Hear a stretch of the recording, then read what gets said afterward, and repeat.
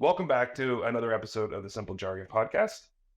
Hopefully this week is going to be a bit of a shorter episode, but there's been some pretty interesting things that have come to light in the last couple of days, and so everyone is prepared, have a rant that I'd like to make.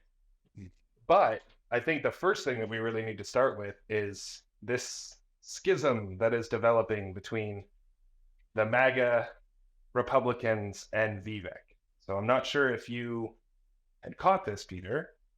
And in all of our talks about Vivek and Trump, we've kind of really appreciated the kind of lack of hostility between those two candidates.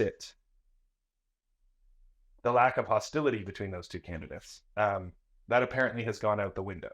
So have you caught Trump's I don't know post on, I think it was X or if Twitter? you could maybe update me. I'll put a picture up so that the audience can see what I'm talking about. But basically, Vivek is posed to do much better in Iowa than pretty much anyone gave him credit for, and certainly than any of the polls had given him credit for. And apparently, in the Trump campaign, that's sending up red flags. Now, I'm genuinely curious how much of this is actually Trump's reaction himself, and how much of this is the campaign putting forward this message.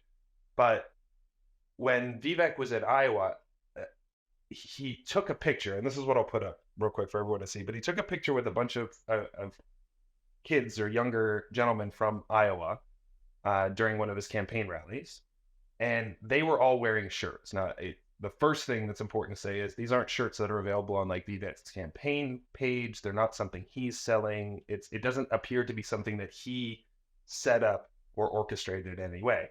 But all of these kids were wearing shirts that had Iowa, the shape of Iowa outlined, and within the shape of Iowa was Trump's mugshot.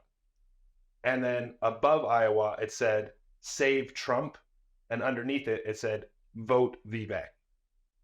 So the implication that all these kids were kind of getting at, or the idea that I gathered from that, is that they're trying to suggest that they still love Trump, but they don't think he's going to end up being the president because of the political motivated persecutions against him, and that the only person that can save Trump is if we get Vivek elected because he'll pardon him. That's kind of the general, like, just looking at that t-shirt, that's the impression I get. I do not in any way get the impression that that is like a bash against Trump. That's a bash against the establishment that is doing what they're doing against Trump. That's how I interpreted it. And especially because it's not Vivek's campaign thing. He just took a picture with these kids that were all really, really eager and excited to have their voices heard and to show up at his campaign rally, right? Well, Trump or his campaign or something posted a tweet on socials that basically said, Vivek initially started as seemed like a really, really great guy, but the longer he goes on, the more of these, and I can't remember exactly the words he used. Again, I'll put the tweet up. But basically implying that the campaign decisions that Vivek is making are very, they're like subterfuge. It's I think he said sly is the term that he used to try and describe him. Basically calling Vivek a bit of a weasel. Like he's just kind of like playing the politics game, and that now all of his campaign statements and rallies and stuff are really an incognito diss at Trump. That's what the claim is like, so the Trump campaign has now completely turned on Vivek and claimed that Vivek is not MAGA. Whatever the hell that means. But Vivek is not MAGA. So apparently Vivek doesn't want to make America great again.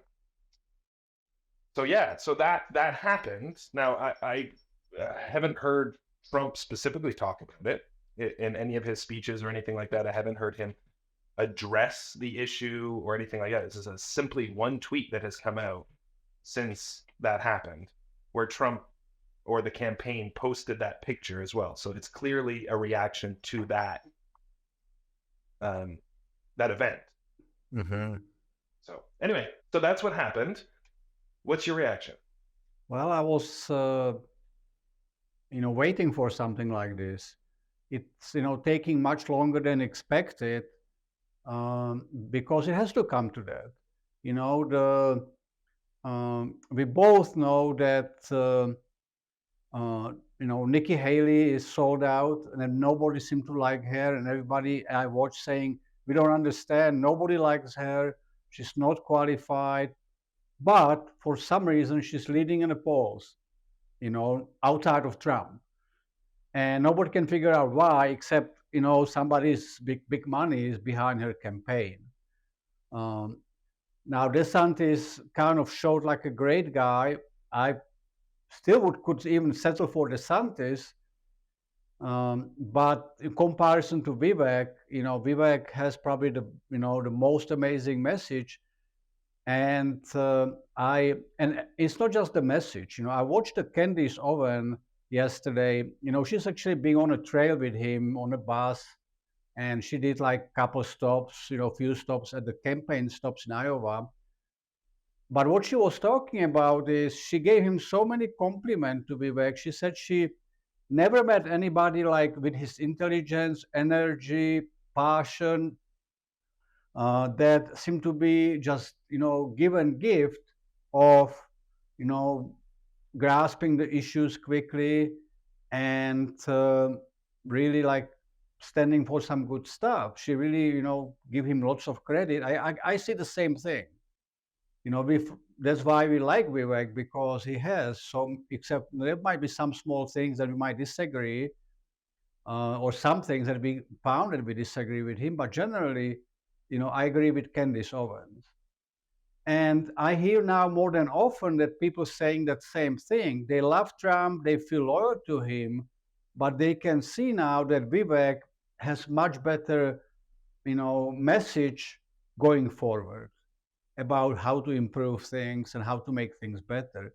So it's really a tough decision now for so many people. Who do you vote for? Trump or Vivek? With Trump, there is, much more chance that he's going to get elected because he already has so much backing right now, and he has a history of being a president before. So there is so many people are torn, same like kind of we are probably, about who to really vote for. A lot of the discussion around it for the general constituents right now, I think, is confusing in the sense that a lot of people sitting at home thinking, would I vote for Nikki? Would I vote for Trump? Would I vote for Vivek? Are not understanding that we're not talking about the actual presidential election. Like we're talking about the Republican Party. Right. We're talking about what the Republican Party is going to put forward. And so I think a lot of people kind of have the wrong framing in mind because they keep thinking, well, I'm going to vote for whoever is up against Biden. It's like that's not the conversation we're having. Let's ignore the other side. The conversation that we're having right now is how do we determine who's going to represent the Republican Party, considering we operate in a political environment where for some reason the Republican Party has decided amongst itself that it cannot put two candidates up. That would be one, just to throw it out there, that would be one possible solution to get rid of this big issue we have about a two-party system, would be for that those two political parties not only putting up one candidate. So if we could actually go to the general election and have Trump as an option, Vivek as an option, and then by, you know what I mean, like multiple options like that, we'd be talking about a different kind of race. But those are different style elections. Everybody always knew that eventually the Trump campaign is going to have to say something about their competitor in a not as glowing light as he's maybe said before, because ultimately they're going for the same job. So there was an understanding that at some point the Trump campaign is going to be trying to paint Vivek as the bad candidate as compared to Trump being the good candidate. And when he calls Nikki Haley bird brain, we're all fine with that because we don't like Nikki Haley. I think the biggest disappointment that I have in seeing Trump or the Trump campaign go against Vivek like that is that I always knew he would have to say Vivek is not a great pick for president, but had hoped that they would keep curating a good relationship. So like if we've talked about in the past, there would be an opportunity for Vivek to be still involved, whether it was VP or somebody else on the cabinet that really puts Vivek in a position to nurture his political career and set himself up for potentially 8 amazing years as president, since we don't really think he's going to be president after this election, if Trump is on the ballot. So what I was most disappointed about was that this early in the race, the Trump campaign is already now attacking Vivek, when of all of the candidates, there's only 4, but of all of the candidates that are available, the one that complements Trump's campaign the most is Vivek's. Not just literal compliments. I'm not even talking about the fact that Vivek literally compliments Trump quite often. He'll caveat those compliments by saying he makes decisions that I might not have made, and then he'll proceed to compliment former President Trump, right? So, but that's not even what I'm talking about. I'm talking about like the principles that they stand by, what their agenda seems to be. Like his campaign, Vivek's campaign, seems to most complement the agenda of the MAGA Republican Trump campaign. So I'm just confused as to why he would so overtly be attacking what might be the one like friendly competitor that you have in the race. Anyway, that was my bit. I know I wasn't rehashing what you had said. I think I don't even see it as a big attack yet, really. Kind of what you mentioned didn't really sound like actually quite very mild, I have to see, I guess, what it was, but it doesn't really sound that bad. And I guess we have to see, how it's going to evolve. What I've been thinking a little bit about, I just saw something that JFK posted a few days ago about RFK? Oh, sorry, RFK. RFK. So there's something that he posted that he needs $15 million to be able to get on the ballots in all the states. And I'm thinking, what's wrong with the system that we're having, that it takes so much money just to be on a ballot? That's not even all the other expenses with campaigning and stuff. And that's why we see in the last, many years, the type of candidates that we see running. And now we can clearly see why it's an issue, that we cannot get good people. We're always thinking, well, what are all the good people that could really run to be elected? And now we know why they're not running, because they cannot get ahead with the amount of money that you need to run those campaigns. So now it's clearly show, at least this election, about the power of the money and the super PACs that hold all the power really to elect people in, because they have all the money that those candidates don't have. And they're, that's why we see the Vivek being the only guy that was able to actually break into that establishment, because he has the money behind him. But he's the exception. So this is, I see as the biggest, eye-opening thing about this election, how clearly it is now that people that are actually talented and they cannot run for the position because they don't have the financial means to do that. For context, just in case anyone's sitting here, well, I don't think anyone really would be, but there might be somebody sitting here thinking, oh my God, RFK said he needs $15 million just to be on the ballot. It's not that RFK needs to pay somebody $15 million to be registered on a ballot. What they're talking about is the realistic, especially as a third party candidate who doesn't get the luxury of being put on the ballot because he's the top pick for the established party. RFK needs, in every single state that he wants to be on the ballot, needs to run some kind of campaign where he's going door to door, he's getting out there, he's getting his message across, he's going on TV, he's going on all the things that he's doing, but at a local level, because the national, worldwide attention isn't what does it to get on these ballots. You need you know, Jane Doe, or that's not the wrong word because the person's not dead, but you need local constituents in a lot of those areas. Like there's thresholds for the number of signatures and all those kinds of things that you need in order to be Yes, you have to. eligible to be on a Yes, ballot yeah, in specific areas. And in order to get those, you need to get your message out there. And that means buying time on cable TV, buying networking on satellite TV, making sure that you've got your face up on the printed billboards in those areas, making sure you're going door to door, running town halls, like doing all of those things. And in a sense, we can all think, well, some of that stuff can be very, very grassroots. You can get you have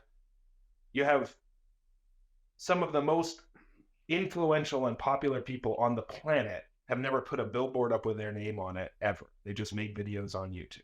So your ability to like influence a mass audience is there in some of these alternative media sources. But when you're a politician who's running for president, you don't have that platform. So you have to get out there and put yourself in front of all those people. And that's where we start talking about the millions and millions and millions of dollars that it takes to run a viable campaign. right. Now also it shows very, obviously about that how come we have really only not counting, Kennedy, how come we still only have, two parties and such a small amount of candidates? Like when you think that people like even, Christie can even show in a debate, that should not even happen. Really? That's embarrassing to even allow somebody. I don't know how that even happens, be honest with you, that he end up even in a debate. But it shows clearly how the system is broken with election, that we don't have more parties and more candidates that could really bring their issues up. I just, this year's selection is just outright, sad to watch most of those people, and how quickly they disappear too. So yes, Right. so the system is so broken that I don't know how to even fix it. Like there was one of the Vivek's concern was that he was talking about, and I guess he's being concerned, but he started to talk about that Google is censoring him now, and I guess there was a video that got deleted. He had an interview with somebody, or his whole channel got banned. Now I think it was just a removed video, Google. But when the Vivek was talking Well, CNN. about the elections, Do you mean the CNN? no. Sorry, do you mean the CNN? You're talking about something else Yeah, entirely? just Okay. about interview he had with somebody when he was talking about all the election changes that needs to be made, and see if I can find them.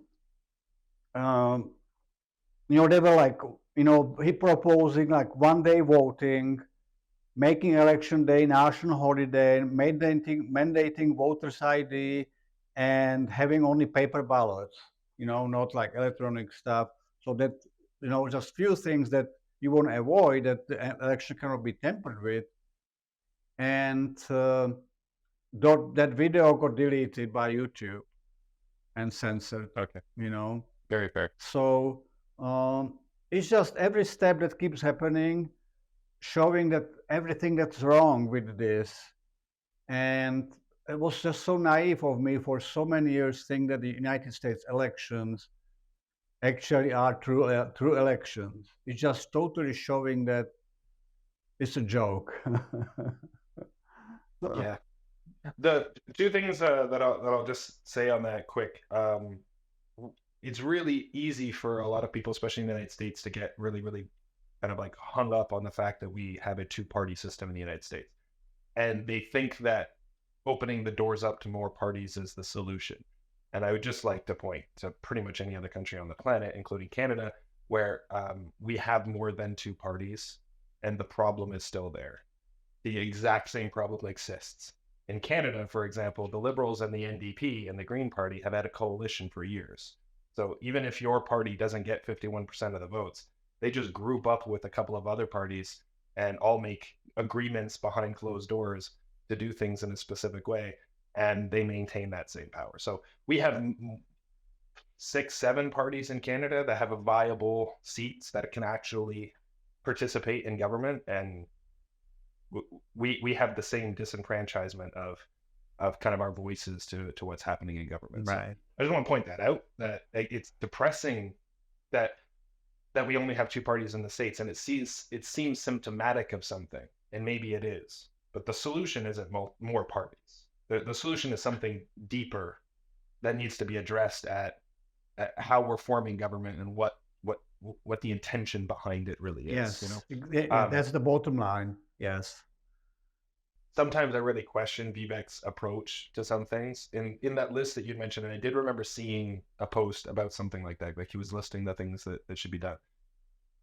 But again, what the hell kind of suggestion is making the one day that you're supposed to vote a national holiday?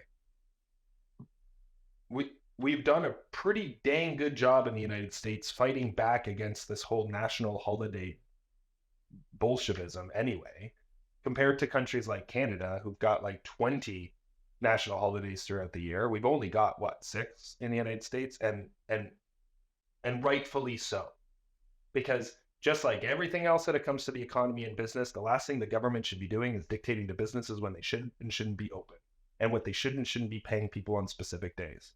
The whole idea of like statutory holidays and all those kinds of things in the United States is an antithesis of the very system that we set up, where the government isn't supposed to get involved in that kind of stuff.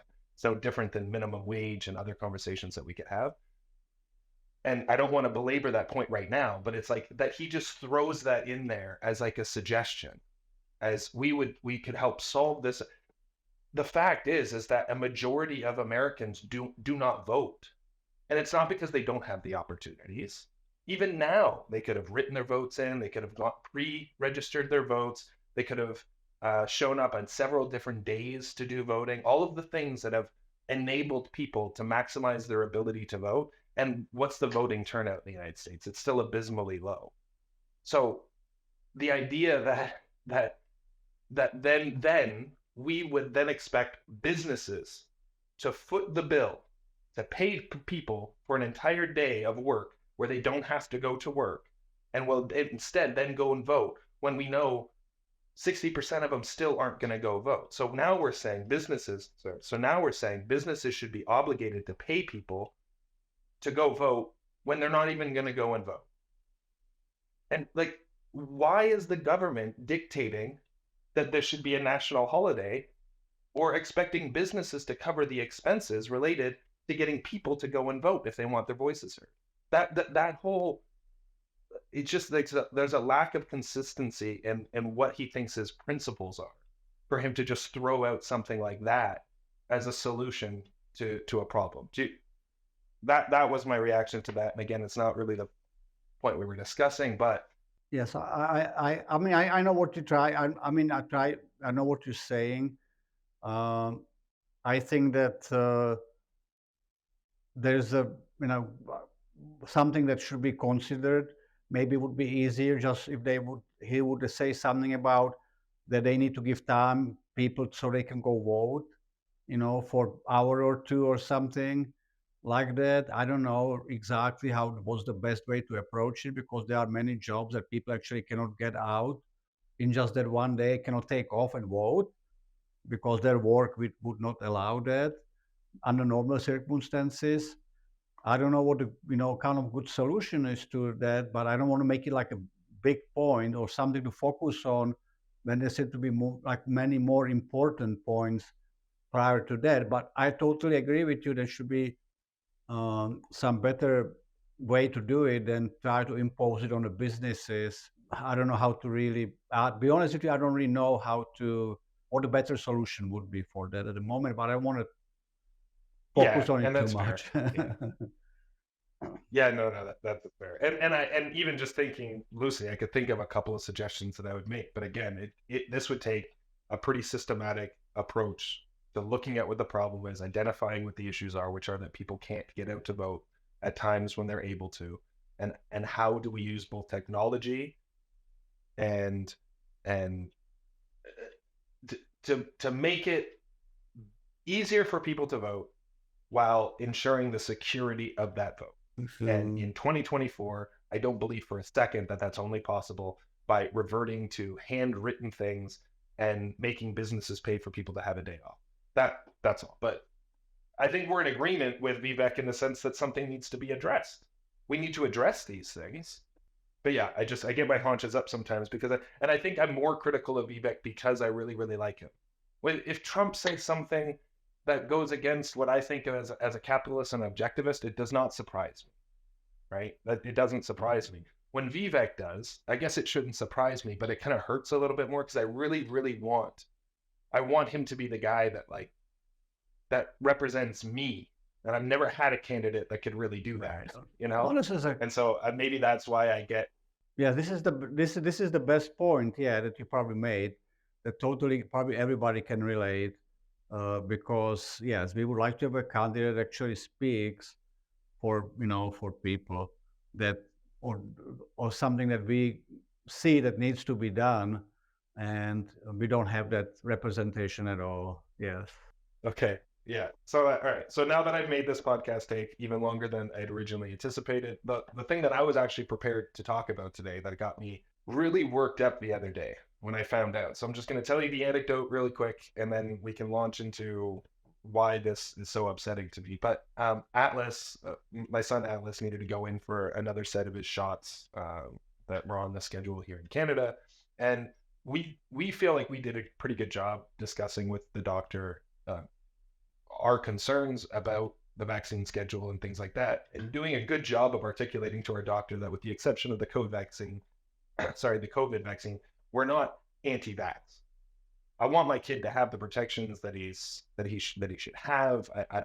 I know that these vaccines have been rolled out in a way that isn't applicable when we're talking about the mRNA and COVID vaccine. So it's not so much that there's the concern that this is an untrialed and tested and things like that. My big concern when I first started to see what the schedule here in Canada was just that they group so many of the shots together all at once. And that wasn't something that ever happened when I was a kid. They have more vaccines now than when I was a child. So that's kind of a bit of a concern. But if these are legitimate risks and the risks associated with the vaccine are so much lower, then I'm more than willing to entertain it. So when we had discussed with the doctor, we kind of said like, hey, look, there's times here where we're supposed to bring him in and you're going to give him 3 shots in one day.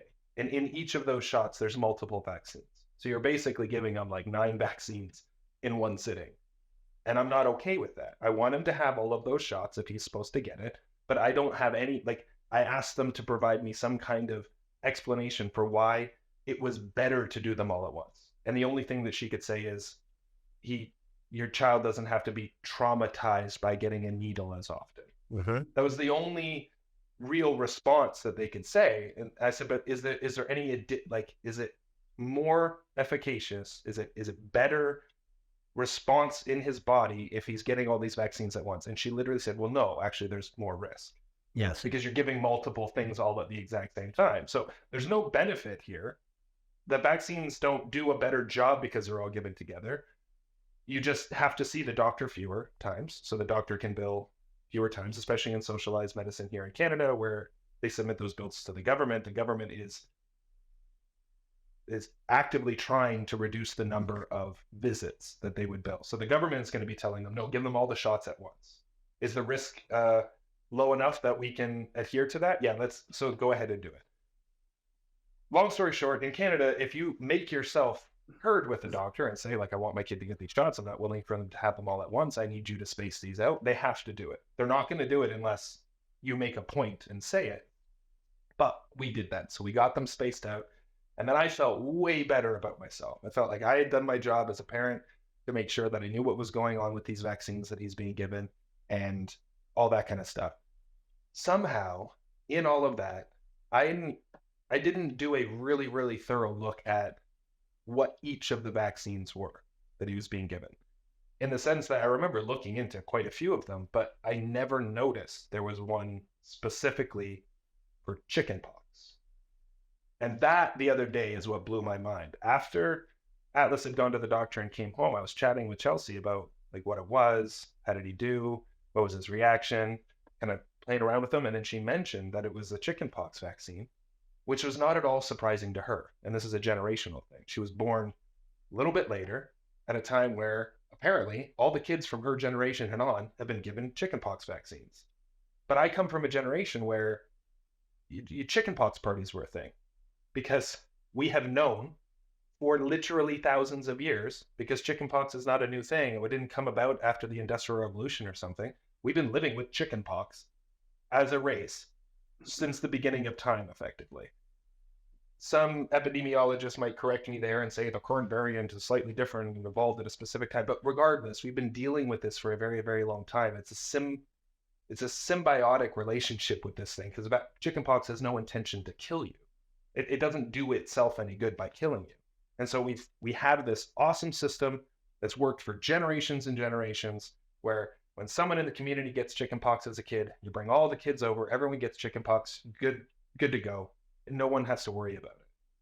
And to me, that was still a thing. I was like, well, eventually my kid will get chickenpox and everyone will come and play with their toys and they'll get chickenpox and everyone will go about their day. And it would just kind of hit me like a semi that instead of that, we're now vaccinating for it.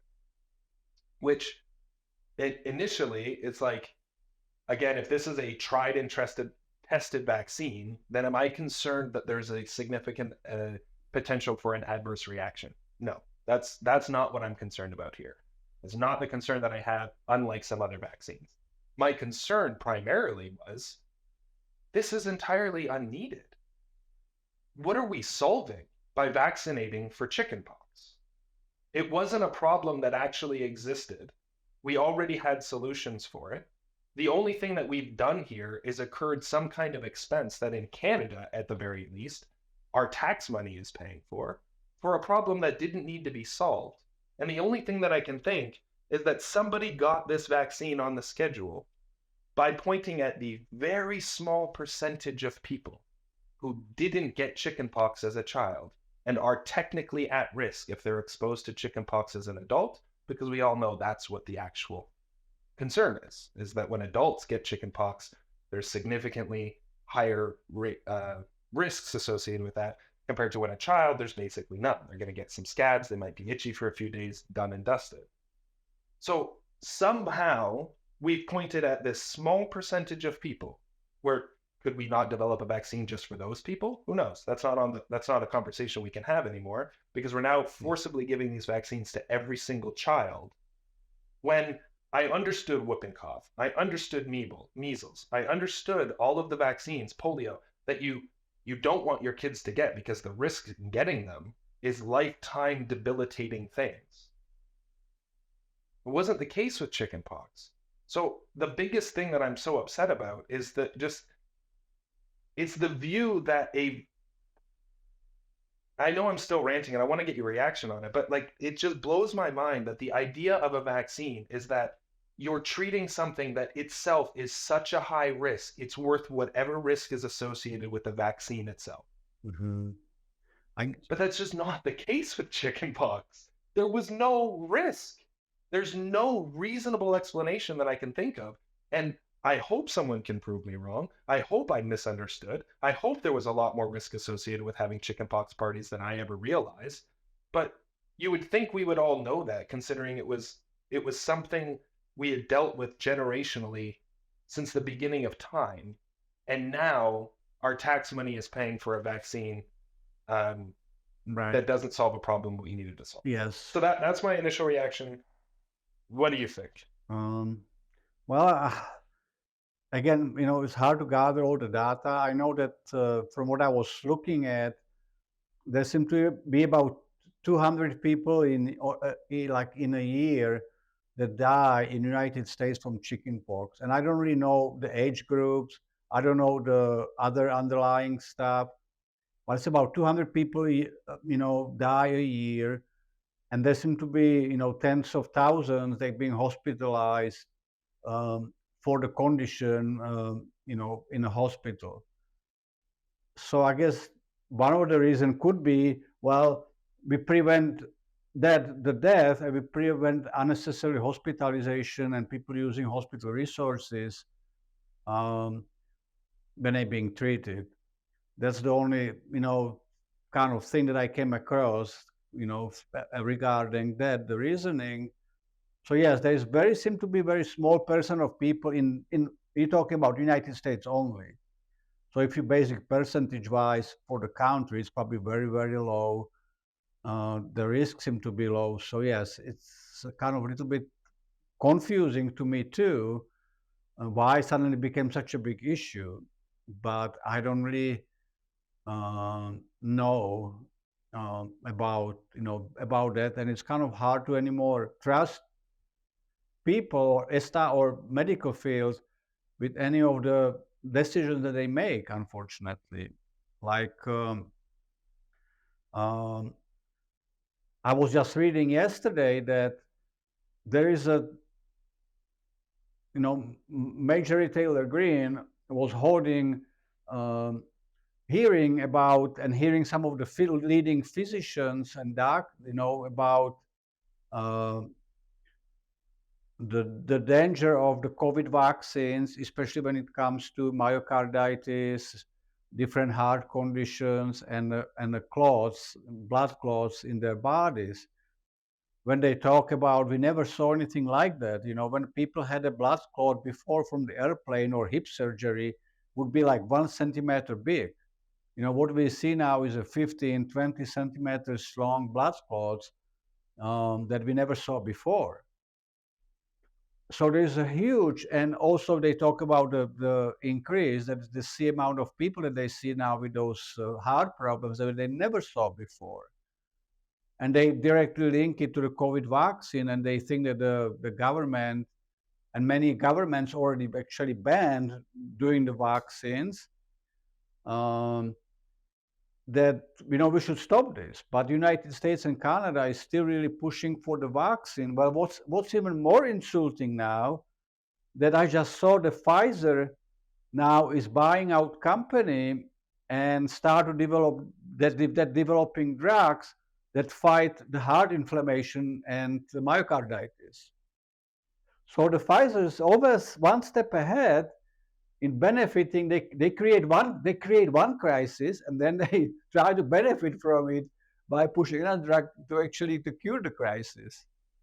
So the same thing. It's a conspiracy theory run amok, but Pfizer also just invested, I think it was like $40 billion to buy out a company whose revenue or yearly revenue is $2 billion. So they overpaid significantly for a company who doesn't pull in the revenue that they want. But the specialization for that company and their research are, I don't know what this is. It's some new form or some specific variations of cancer called turbo cancers that act very, very, very quickly. And apparently this is the new moonshot for Pfizer. Is they're convinced, and I wonder where their data is coming from. I wonder if it has anything to do with a massive experiment that was laid out across billions of people over the last couple of years. It does. But apparently they're anticipating a significant increase. Hey, allegedly. They're suggesting a significant increase in the prevalence of these turbo cancers over the next couple of years. So they've invested insane amounts of money into a company where there isn't a market for their product right now. Makes you wonder. Yes. So yeah, it's just, and that was my biggest concern with the whole. That was like, as a parent, I react because I don't want my kid experiencing any unnecessary risk for no reason, and I want to assume the risk that he is exposed to is something that I've done my job to vet and to understand. And so a part of my reaction to finding out that he got a vaccine I wasn't really prepared or knowledgeable he was going to be getting is guilt on my part. And I'm aware of that. So that I feel guilty that I didn't do what I feel like I should have done. And so I'm kind of reacting a little bit emotionally to this. But the other part of it is just the recognition that if in any way you think maybe this is unnecessary, if in any way you think a COVID vaccine is not entirely necessary to give to everybody. And maybe you don't think that. As the audience out there, maybe that's not what you have in mind. But if you have even the sneaking suspicion of that, then you have to ask yourself, well, then what would the purpose in doing this be? And then you just think, well, how many freaking doses of that vaccine is pharma selling every single year? And how much of their money did it really take for them to convince politicians to put this on a schedule? Because that's a pretty good ROI. Right. If you can spend a little bit of money to convince a politician to put this chickenpox vaccine on a schedule that everyone's now required to get if you want to go to public school or anything, Right. and you have now just literally sold that number of vaccines to whatever the population is for X number of years, For lifetime. you have no reason to not pursue that. Yeah, Yeah. like pharma, whichever company makes the vaccine or companies that makes it, I understand why they do it. It makes sense. But that's what gets me so upset is like these aren't optional vaccines. We're talking about scheduled vaccines. Yeah. Vaccines that you now will continue to pay your taxes for public school, but you're not eligible to send your kid there unless you make them get these vaccines. And that's the kind of like, so pharma is pocketing this money for a problem that did not need to be solved. And in addition to that, is taking away the rights and freedoms of so many people. Right. And that's what I think why I got so emotionally and reactive about this, when I understand in the grand scheme of things, I'd really, really love for us to dig in more, or for the world to dig more into the horrificness that is the mRNA vaccines and what's happened in the last couple of years. And the chickenpox vaccine, it doesn't even, this isn't the same beast, but I do think it's symptomatic of the same thing. Well, it's the same For thing. the same reason that pharma was able to kind of push this idea, we need to vaccinate everyone for COVID. It's the same logic that got them to get the chickenpox vaccine on a schedule, right? It's the same thing, Alistair, that it's like flu vaccine. They keep pushing it every year, mandatory on so many people at the, especially in the medical field. And if you do not, take it, they make your life very difficult with, how you have to, take care of the patients if you don't get flu vaccine as a medical professional. And every year I hear the same story. Well, we didn't pick up the right strain for the flu, so the flu is only like 30% effective, if at the most. And then you hear people getting, sick from it. And mom would get flu vaccine every year. I didn't, and every year she would be sick with the flu. I never got sick with the flu, you know. So until the COVID thing, so it just shows you something, because I'm working in the public places, and I didn't get a flu. I wasn't vaccinated. She got flu every year, flu vaccine, and then she would get sick every year, with that. So Yeah.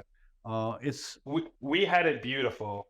We lived in a household where there wasn't an idea that we were going to force the kids to get these flu vaccines. I didn't get flu shots for years. You guys didn't make us get them because I think you and mom intuitively understood. Mom worked at a hospital. If there was a flu going around, guaranteed she was bringing it home. End of story. And I think we just generally relied on our immune systems to be exposed to that kind of stuff regularly. And again, this is just anecdotal, me thinking about it, but I bet any money the reason why we didn't get sick very often as kids, because I also don't remember getting the flu very often. Like, I'm not saying it never happened, but when we were kids, for how often people would normally get sick, it felt like I had to pretend to be sick to stay home. I didn't get the opportunity to actually be sick very often. And I assume, anecdotally, that it's kind of like getting kids to play in the mud. Like, we were exposed to stuff more often that mom was bringing home regularly, that it allowed our immune system to just naturally be exposed to that kind of stuff. And so we were less likely to get sick. Yes. That's just my theory on it. Then she would end up having to get the flu shot. The flu shot itself would knock out her immune system for a while. Then she goes right back to the petri dish that is the hospital right after getting the shot. And then she ends up getting the flu. I wonder why. It's coincidental. I'm not saying anything here. And with that, vaccine that, you just got for chickenpox, there's a second one that he has to repeat it at 5-year-old, something around 5-year-old, second Yeah, dose. So yeah, that's what she was you will saying. have to deal Yeah. with it again when he's 5. But Oh, and then one of the things that I did find out, this is just make things that much more annoying for me, is the risks associated with people not getting the chickenpox vaccine are to newborns, okay, and then immunocompromised. Okay, so an immunocompromised person has a risk for everything. It's not unique to chickenpox. They're immunocompromised. They have risks. They need to take care of that. And then newborns. It's funny how my newborn didn't get the chickenpox vaccine. They waited until he wasn't considered a newborn anymore to give it to him. So like the one main group that's at risk for chickenpox, they've already passed that period of their life before you give them the chickenpox vaccine. That was the other part that was just kind of like, well, that's a twisted use of logic. Right. Like we're trying to prevent newborns from getting chicken. And I know the argument will be that if everyone at a year and a half gets the chickenpox vaccine, then it's not floating around the system. It's not in the general population, and then arguably, you wouldn't newborns wouldn't get it. But again, if that was the case, we would have one wave of chickenpox vaccines, and we never need to use the chickenpox vaccine again because it wouldn't exist in the population. We don't actually get rid of it with these vaccines. It still floats around there anyway. Before we finish, there's only one more thing I wanted to bring out about that is that I was just reading about the study that was done for Amish people. When Amish people, they don't get vaccinated, they don't do any of that stuff. And according to that study, the Amish people and the children are incredibly healthy, and they don't suffer through the autism, which seem to be on a rise so much, and many people are credited to the vaccine. The rise of autism in North America. They don't get all these autoimmune disorders, cancers, at all, according to a study. Comparison to the general population that gets through all these vaccinations, but then they suffer through all these illnesses, allergies, and so on. So yes, it's a very something interesting to question, but I think we need to stop here. All right. Well, that was an interesting vaccine-heavy episode of the Simple Jargon podcast. But your comments would be appreciated down below. Not just the ones where you agree with us, but definitely let us know your thoughts where we might have gotten things wrong, or if there's any research you can point us towards so that I can stop being so emotional about my kid's chickenpox vaccine. That would be wonderful. Until next time, any parting words, Peter? Okay, so see you next time. Love it. Yeah. All right.